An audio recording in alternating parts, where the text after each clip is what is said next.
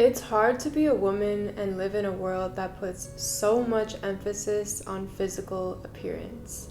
We are made to believe from the time that we're little kids that what we look like matters so much and that there's always someone out there who looks better than us. Beauty standards are shoved in our faces all the time, whether it's on the shows we watched growing up, in the magazines we read, comments that we would hear at school. In today's world, with the impact of social media, it feels like the goal isn't to be pretty anymore, it's to be literally perfect.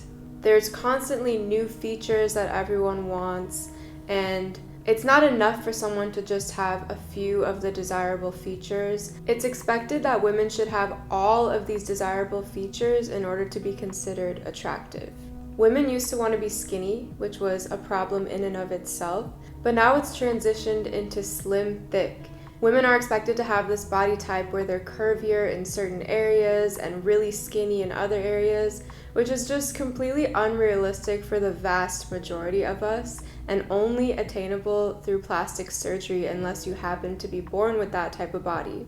Facial features matter so much too. Everyone wants big lips and a defined jawline and big eyes and a small nose and high cheekbones. And there are trends emerging all the time on social media that push these beauty ideals and pretty much come at people who don't fit into them. The eyebrow blindness trend on TikTok is one of them, which was created to draw attention to how people do their eyebrows and to almost make fun of women who don't do their eyebrows in a way that other people think suits their face. It's so easy to get caught up and lost in all these expectations of what a woman should look like and of what beauty is.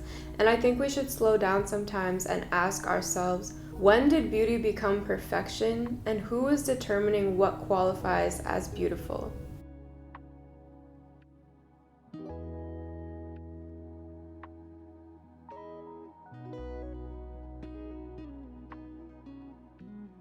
It's no secret that our appearance plays a role in how we experience life. It impacts how people treat us, how people view us, what opportunities are presented to us in life.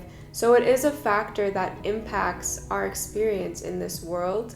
And that knowledge, along with the fact that we can go online and see countless images and videos of women that we think are more beautiful than we are, causes many women to endlessly chase this goal of becoming more beautiful. And this pursuit requires so much time, money, and energy, three of the most precious resources that we have. I have definitely experienced this in my own life. I've been aware of my own insecurities from the time I was a little kid, and I felt so sure that my worth as a human was closely tied to my appearance, so I was very intent on fixing these insecurities as soon as possible.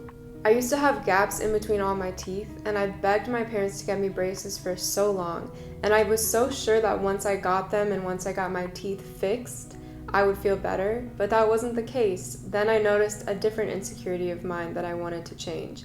I had an ear that used to stick out way further than the other one, and so I got surgery to change that. And again, it was a similar experience where I was happier about the way I looked after getting it done, but it didn't take long for me to notice the next thing that I wanted to change about myself, so it almost felt like this never-ending cycle. This has been my experience with going to the gym as well. I noticed in my teenage years that there was a certain body type that was more favorable in women, and I didn't naturally have that body type. So I considered plastic surgery, but I definitely didn't have the money for that. So instead I started lifting weights in the gym, and I started to build a bigger butt and create this thicker body type that I desired. And still, I never reached a point where I was like fully satisfied with what I looked like and fully confident and comfortable and felt as though I had no insecurities anymore. And I think that was the goal, and I just never attained it. I think this is the case for a lot of women. No matter how much surgery they get or how long they go to the gym or what they do to change their appearance, they're never fully satisfied. They're never fully able to look at themselves and say, okay, this is all I need to do. I'm happy with how I look. My insecurities are gone now.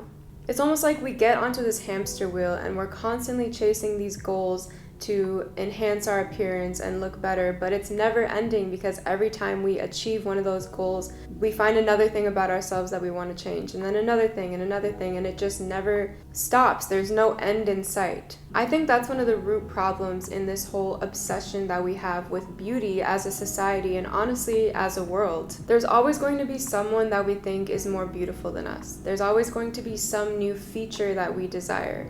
There's always going to be a new beauty trend. The ideal body type is constantly changing. Who knows what it's going to be 20 years from now?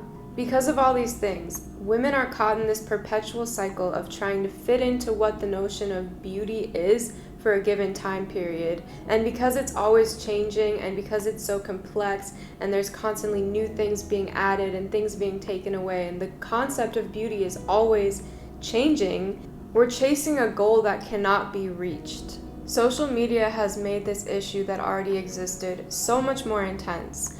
I've had times where I have looked back on pictures of myself, but with a filter on, and I literally compare myself now, or how I look in real life, to myself with a filter on. Like, it's a crazy experience to have, and it's honestly extremely damaging to self-image and self-worth to be able to see such a perfected version of yourself and then look in the mirror and not see that and see flaws and see real textured skin and imperfect teeth and to wonder why you can't look like that and why it seems as though so many women out there do look like that. And this is why nowadays there are so many girls and women going to get plastic surgery done, and they show an image of themselves with a filter on, or they show an image of another woman who probably has a filter on or has had some sort of work done, and they say that they want to look like that. And I think the saddest part of it all is that they can go through the surgeries and get to a point where they do look like this desired image of themselves, and they still won't be fully satisfied and happy with what they look like, because it's like ingrained in us to constantly want to compare and look better than we do, no matter how good we look. I'm not saying it's a bad thing to care about how we look and to want to look good. It's one of the really enjoyable things about being a woman and about being a human. It's fun to dress up and put on makeup and make ourselves look nice. But it's gotten to such an extreme now that it's causing so much more damage than good for a lot of people. And I think we need to talk about it more and we need to do more to try to change that. There are lots of accounts popping up these days of women posting their unedited, unfiltered, unposed bodies and showing what we truly look like 95% of the time. And I think that's such a huge step in the right direction. We need to see more of what people really look like. We can post our best days and post ourselves fully made up, and we can even use a filter every once in a while. But we don't want to create this illusion for ourselves and for others that that's what we look like all the time, and that's what we look like effortlessly. It's not healthy for us or for anyone else. Humans are imperfect. We always have been, we always will be, and there's something really special about that. And I think we lose sight of that in this endless pursuit to be the most perfect version of ourselves we possibly can be. The amount of time and energy and money that we put into our physical appearance should be fueled solely by what we enjoy doing. It should be something that comes from within us, not something that social media and TV shows and magazines is pressuring us to feel like we need to do. I think we need to start taking the power back into our own hands. We don't have to let go of our desire to look good, but we need to define for ourselves what that means and how important that is to us. Don't let beauty standards and the media define beauty for you. Define it for yourself. Beauty can exist in countless different forms. No one person gets to decide what qualifies as beautiful. At the end of the day, physical appearance might impact our experience in life, but it's only one factor. What matters so much more is how we view ourselves, how we talk to ourselves, how we treat ourselves, how we carry ourselves. And all of this stems from the amount of love that we have for ourselves and the amount of confidence that we have in being exactly who we are. If we put just a fraction of the amount of time, money, energy that we have put into trying to upkeep our physical appearance into working on what's on the inside, into creating a sense of love for ourselves, into building more confidence, we would feel so much better overall. And we would carry ourselves so much more differently in the world. Beauty standards have such a strong hold on us, and they have for so much of our lives, that I don't expect them to go anywhere or for that to just disappear. But I do think that if we make a point to build up our love for ourselves and our confidence in who we are as unique human beings, we will be so much more equipped to fight off this notion that the more beautiful you are, the happier you are, the more worthy you are, etc. We get to decide when enough is enough. We get to take the power back into our own hands and paint our own image of beauty. One that uplifts us and emphasizes what we already have, instead of weighing us down and constantly making us feel like we need to change. Thank you so much for watching this video. I hope it spoke to you, and if it did, let me know in the comments what your experience has been like with this. I hope you have a beautiful rest of your day, and remember, you are enough.